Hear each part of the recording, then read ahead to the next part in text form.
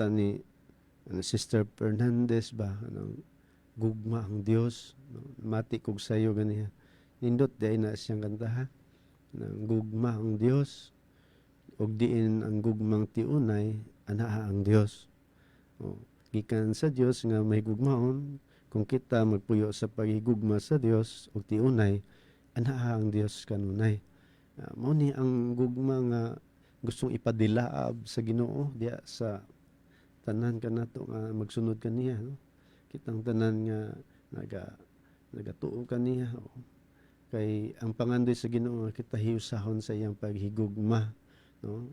kanindot no ningon siya unta nagdilaab na kining maong paghigugma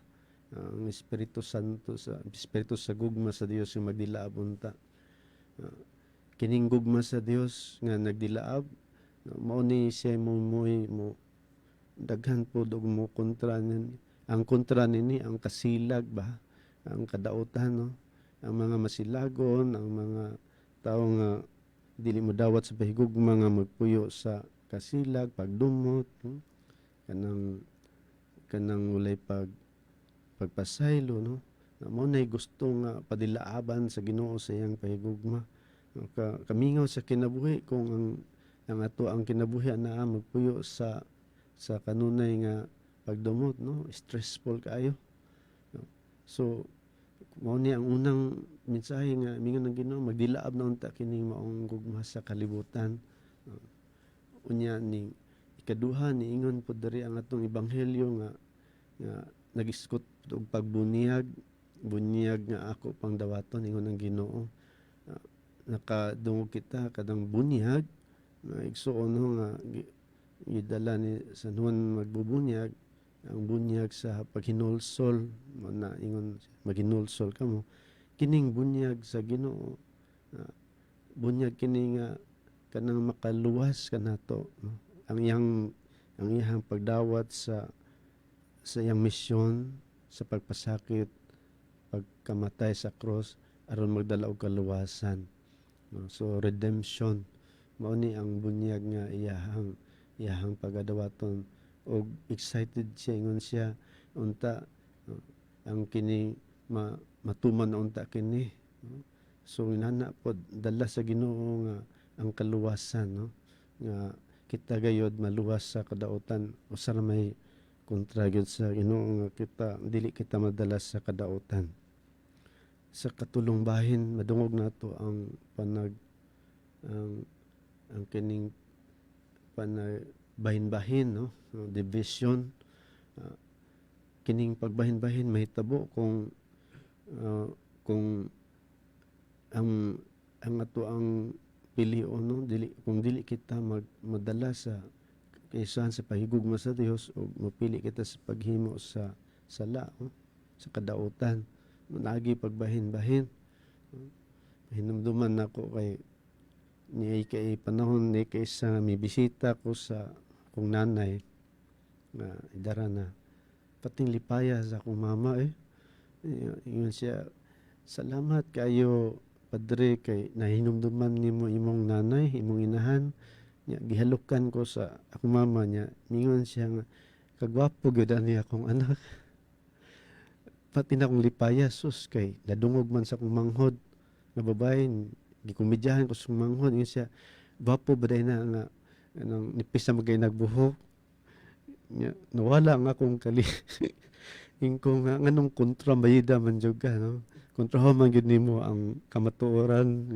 ang gugma sa ginainahan ba nga wala na magtanaw og unsay kuan basta tiunay ang iyang pahigugma pero kung dunay magsilos lagi na ma-divide jud ang pagbati sa pahigugma na bitoy nag-text ningon ba nga nindot tong text niyo siya nga ang edukasyon daw ang pintuan ng ating yung ang success ba pintuan siya portahan sa kalampusan at ang pangungupya ang susi so